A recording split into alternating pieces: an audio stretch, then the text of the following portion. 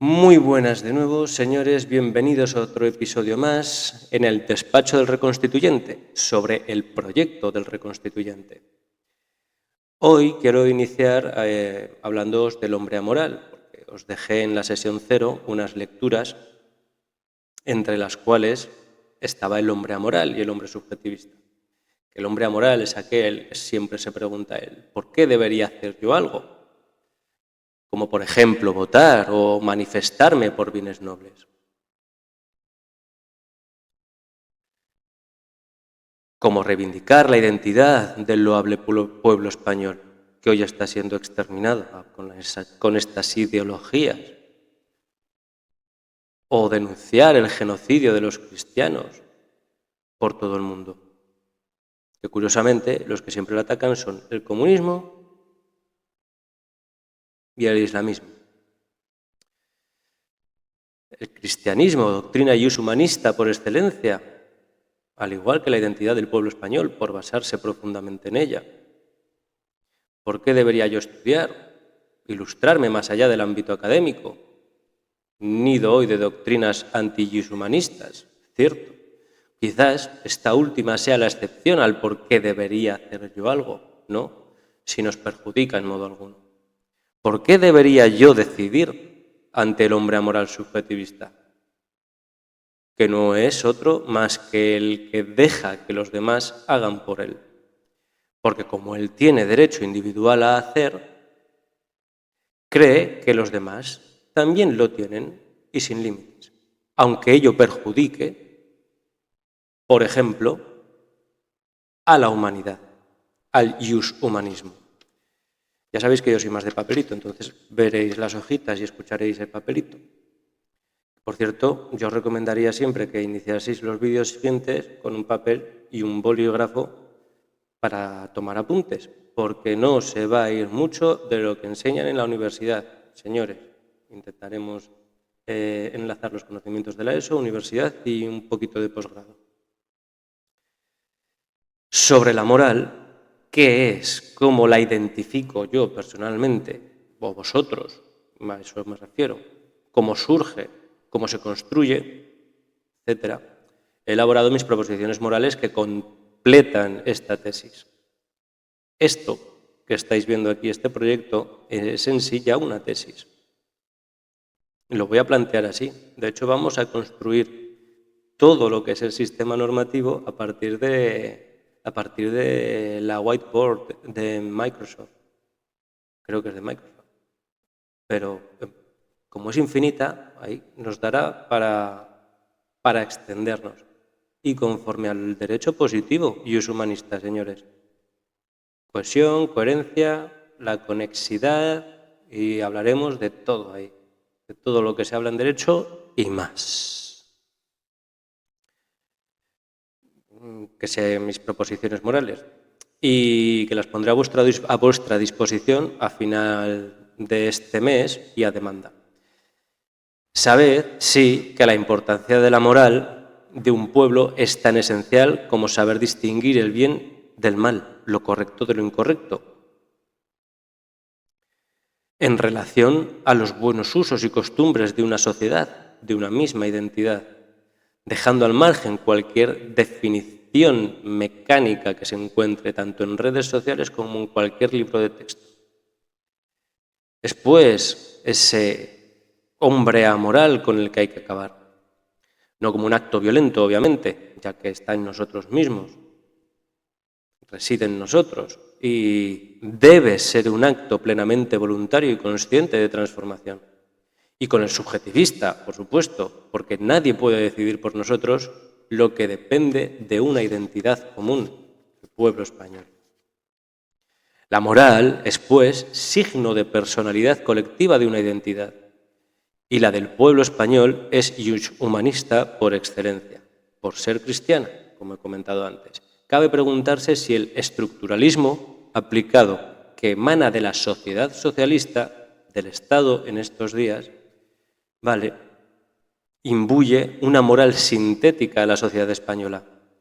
Desplaza su moral por ideologías con fuerte filosofía anti-ius humanista, como pueden ser el transhumanismo, por ejemplo, anti-ius humanistas, contraria a la personalidad moral del pueblo español. Sabemos que sin duda es destructiva, lo estamos viendo en los datos de natalidad, lo estamos viendo en los datos de abortos, lo estamos viendo. Quiero decir, estamos viendo cómo se está sustituyendo una población por otra. Y seguimos con la costra entre nuestras posadoras y nuestro sillón. Ese es el hombre amoral subjetivista. ¿Lo entendemos, no? Vale. Perdón, empiezo esta parte. Sabemos que sin duda es destructiva para el ser humano, ya que promueven castraciones y esterilizaciones masivas a individuos en edad núbil o que segregan al hombre blanco, heterosexual, masculino, con identidad propia. Y también a la mujer, dotándola de una suerte de definición social, como si no fuese un ser humano. En fin. Sabed, además, que con la retirada de la capacidad jurídica de los hijos a manos de los padres, es decir, cuando se retira a los padres la capacidad de decidir sobre los hijos, se suprime un primer grado de seguridad que el padre aporta al niño con respecto al Estado. Se levanta un velo, como levantar el velo de las sociedades, sí, se levanta ese velo y ataca directamente al niño, dejándolo decidir. Sabemos que sin criterio y adoctrinado sobre si es suficientemente mayor para castrarse y esterilizarse en base a unas ideologías. Yo aquí ya apelo a la responsabilidad parental, pero vamos, también veo que no existe ni la responsabilidad humana, ya que la promoción del aborto como derecho anti-ius humanista, porque ataca directamente a la vida y a su concepción, está. Así que sabemos que la filosofía que sigue el sistema de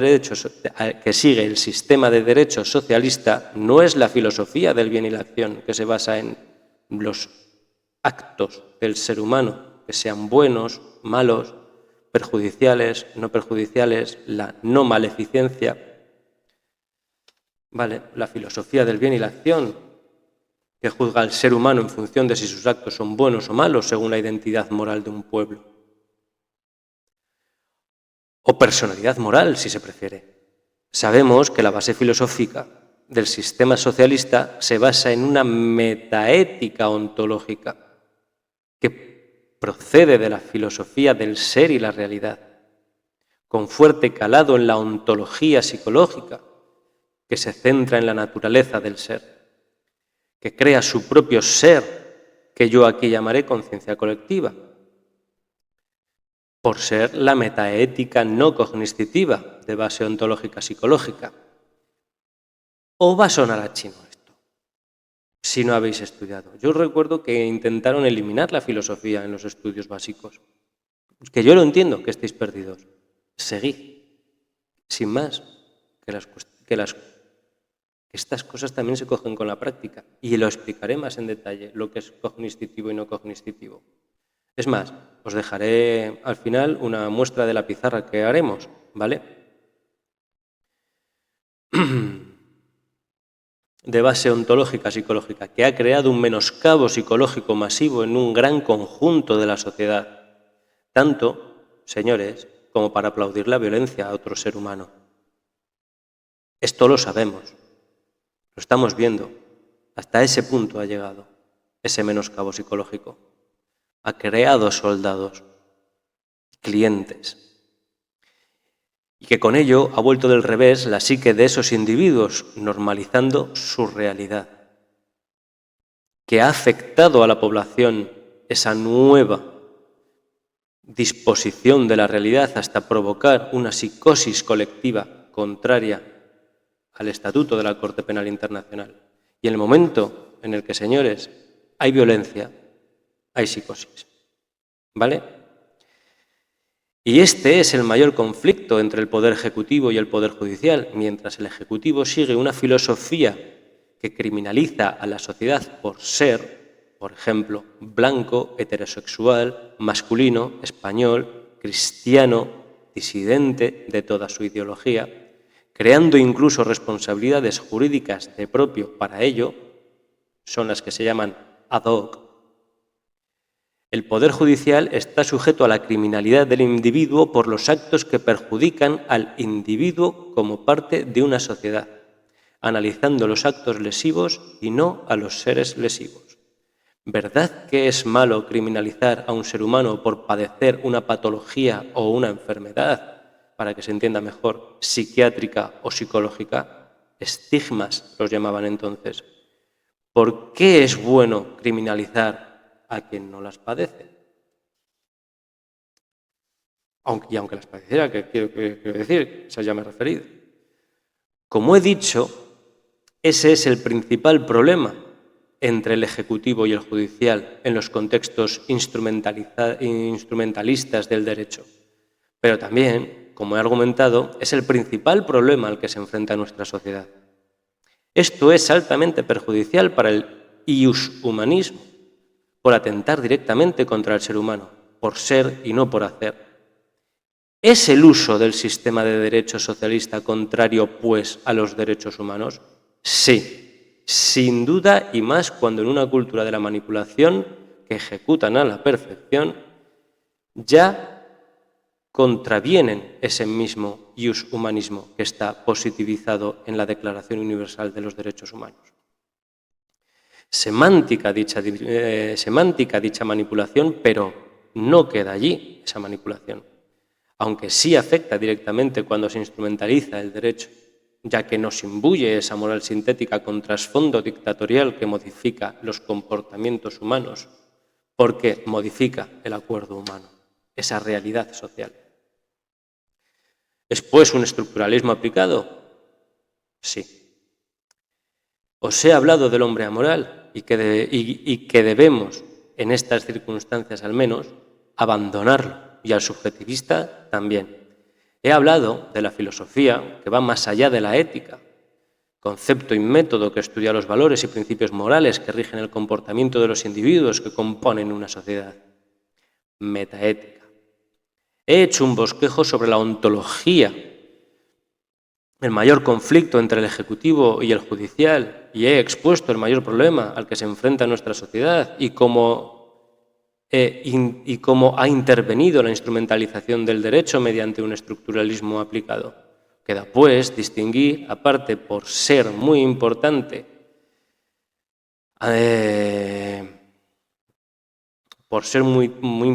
distinguir la metaética cognitiva y la metaética no cognitiva. Pero no sin antes advertiros de que cuando el Estado es quien crea esa moral sintética, se sustituye a la creada por un pueblo, por nosotros en nuestras buenas relaciones. Somos nosotros los que constituimos Estado. Como desgajándose, yendo por libre uno del otro, y surge la opresión. Ahora sí, los conceptos restantes, metaética cognoscitiva y metaética no cognoscitiva. En unos apuntes que hice ex proceso para vosotros, ¿vale? Traje lo que es la metaética no cognoscitiva y la metaética cognoscitiva.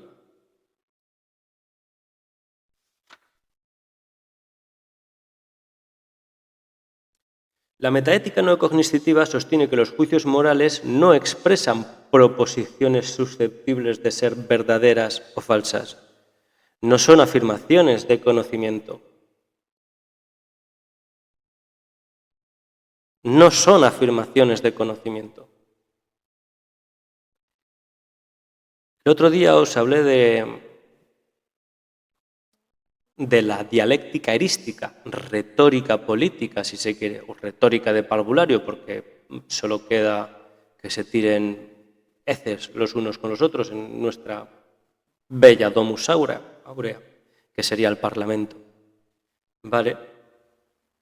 No son afirmaciones de conocimiento, que son no cognitivas, obviamente. Según esta postura, cuando alguien dice que robar está mal, no está afirmando un hecho objetivo, sino expresando emociones, actitudes, prescripciones o mandatos.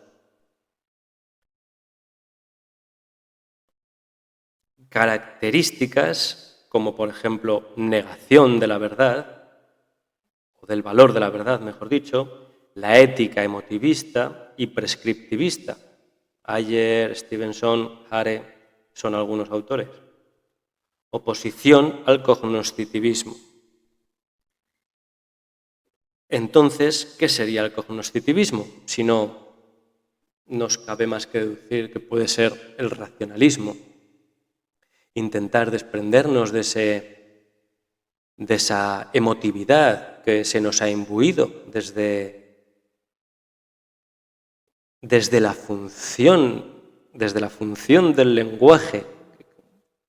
Esto se da en la ESO, señores. Bueno, en la ESO, incluso hasta en primaria. ¿Os acordáis de la función emotiva del lenguaje? A ver si alguien se acuerda de decirme cuál es la función emotiva del lenguaje. Eso, señores, lo que crea son seguidores, porque todos podemos estar de acuerdo, todos simpatizamos con las emociones, todos estamos de acuerdo. Y es por eso que cuando se habla de un contexto público, un contexto social, hay que intentar extirpar esa función emotiva de la sociedad en sí misma. Porque es un ser vivo que goza de muchos elementos, y si nos ponemos todos a esgrimir todo lo que sentimos, 50 millones de personas, imaginaros, ¿qué creéis que pasará? Entonces, ¿hay que juzgar la sociedad mediante la razón y no mediante la emoción? Yo creo que está más que clarísimo.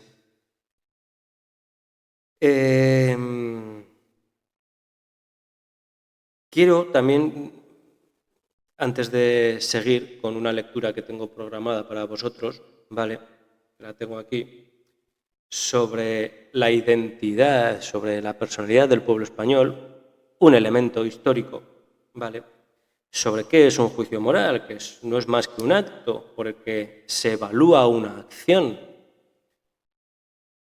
Y entonces entenderemos el por qué es importante la moral en estos días, porque se juzga mediante las acciones, no mediante lo que somos, ¿vale? Conducta o situación para determinar si es buena o mala, correcta o incorrecta, justa o injusta, según un sistema de valores y normas morales.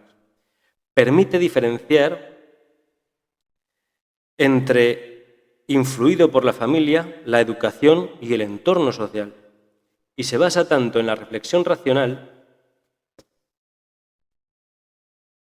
como en la emotividad. ¿Con esto qué quiero decir? No quiero decir que haya que extirpar toda la emoción. De hecho, la emoción ya está contenida en la moral. Si nos paramos a pensar sobre David Hume, pronunciadlo como queráis, ya nos hablaba de que esa moral contenía ciertas notas de sentimientos. Si no, ¿cómo íbamos a saber nosotros que quitarle la vida a alguien está mal si no nos compunge por dentro, ¿verdad? Y se basa tanto en una reflexión racional como en la emotividad. Elementos principales son el objeto, que sería evaluar, circunstancias, que sería la atmósfera, intención, que sería el propósito. No es universal ni absoluto. Lo que es moral para una persona o sociedad puede ser inmoral para otra. Depende de los valores y creencias predominantes, lo que obviamente influye si eres miembro de una cultura o miembro de otra cultura, ¿vale? No para todo el mismo, no para todos, ¿vale? Nos parecen bien los elementos que componen una buena persona. No a todos nos parecen buenos. Yo no os voy a parecer buenos a todos. Eso lo tengo claro. No os voy a gustar a todos, ¿vale? Pero eso no quiere decir que mis actos sean buenos o malos. ¿De acuerdo? Vale. Pues creo que la lectura, sin más, tiene que ver mucho con el hombre amoral, señores, porque el deber implica la obligación de hacer. El hombre amoral dice que ¿por qué hacer? Y el hombre subjetivista diría ¿por qué el otro no puede hacer? Sigo. A la importancia del componente religioso en la formación del Imperio Español hay que añadir otros factores igualmente importantes, como el sentido caballeresco de la vida. Fernando III, el Santo de Castilla, escribe el libro De la nobleza y lealtad, que está por internet, señores. ¿Es pesado porque es castellano antiguo? Leed, que por eso estamos así. Raimundo Lulio, en su Blanquerna, nos da como máxima cualidad que ha de adornar al caballero la espiritualidad y el sentido del deber. Creo que ya está más que justificado el eliminar la costra entre nuestras posaderas y el sillón. Creo que llevo 3 episodios hablando de lo mismo. Y es esencial para nosotros empezar a utilizar nuestro sentido del deber moral y formal. Porque si no, señores, de aquí a 2 años estamos terriblemente mal. Termino con unas preguntas para la reflexión de todo aquel que quiera reflexionar, obviamente. ¿Por qué históricamente el sistema socialista prefiere una metaética no cognitiva de ontología psicológica? ¿Por qué el pintor austriaco, como lo llamáis por aquí, por YouTube,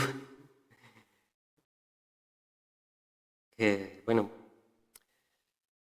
sí, la censura, no sé, otro elemento del socialfascismo, pero bueno, ¿por qué el pintor austriaco tuvo el apoyo de su pueblo? ¿Por qué se identificó con él durante tan largo tiempo? ¿Qué justifica la responsabilidad de un ser humano por ser y no por sus acciones?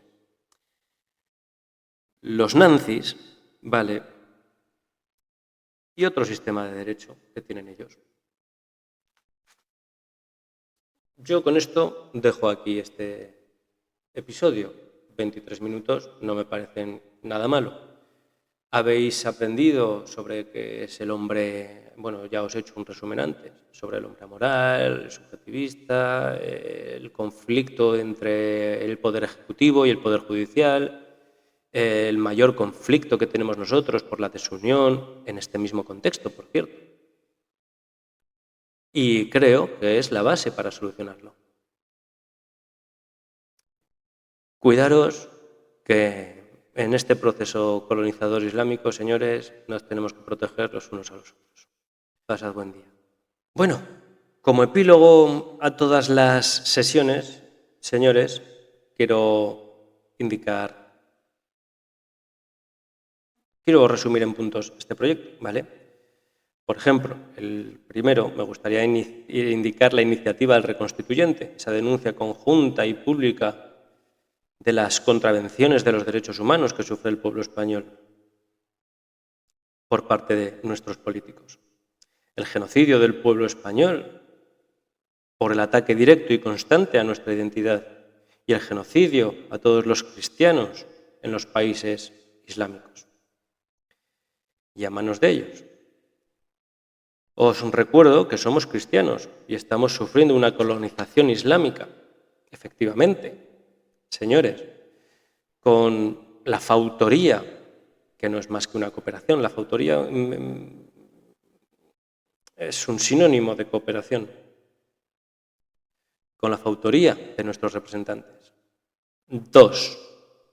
El proyecto público, que será didáctico para intentar revertir el adoctrinamiento y que yo recomiendo a todas las familias de España que se lo den a sus hijos mayores de 16 años, por supuesto. Bueno, y a los menores también, si consideráis que sois suficientemente apto para ello, pero sobre todo para vosotros. La sociedad está envejecida y está muy adoctrinada. Diré idiotizada, pero en su contexto etimológico, el idiote, el que no se preocupa por su sociedad, ¿de acuerdo? El proyecto público, que será didáctico para intentar revertir el adoctrinamiento y el menoscabo psicológico masivo que ha sufrido el pueblo español durante décadas, y educaros en derecho. Creo que dar un propósito también es bueno. 3. El proyecto privado, que será una educación completa hasta el nivel de la autorrepresentación en sede judicial, porque aquí haremos la parte escrita, esa parte que puede ser un poco más tediosa y que perdería la atención del público. Recordar que el derecho es lo que fuerza a todos, incluso a los que nos gobiernan. Para más información sobre este proyecto, pueden ver la sesión 0.1 y el capítulo Iniciativa del Reconstituyente. Si el dirigente va a hacer lo que le dé la gana, ¿por qué esforzarse en mantenernos contentos? ¿No? Cabe preguntárselo. Para esa pregunta, la respuesta está en la Iniciativa del Reconstituyente. Pasen ustedes muy buen día y cuídense los unos a los otros.